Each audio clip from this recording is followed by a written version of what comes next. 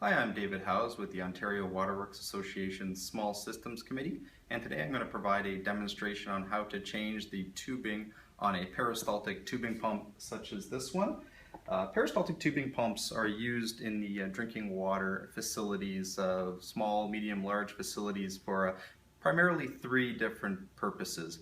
One is to transfer chemical from, say, a chemical tote to a day tank. For chemicals such as sodium hypochlorite, alum, etc. The other one is to feed water to an online analyzer, such as a chlorine analyzer, a fluoride, or pH analyzer. And probably the most common is to inject chemical into a dosing line for similar type chemicals.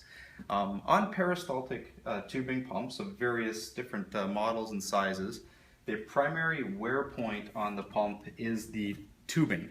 As the tubing rotates around, whether it's a roller style such as this one, or it could be a fixed pressing shoe, eventually this tubing from continuous squeezes will wear out and break.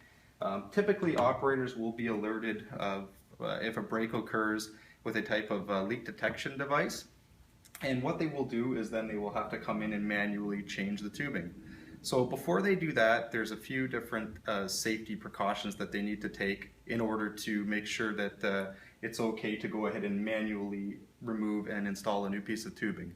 One is to make sure that they relieve any pressure on the system. The other is to empty out the chemical lines of any chemical that's remaining. And the third thing is to isolate and to make sure that the power is cut off to the pump at the source and also at the receptacle if it's wired in that way. And also make sure that you're wearing the proper personal protection equipment at all times, including gloves if you are handling different chemical. This particular pump is offline and not connected, so I'm not wearing gloves for this demonstration.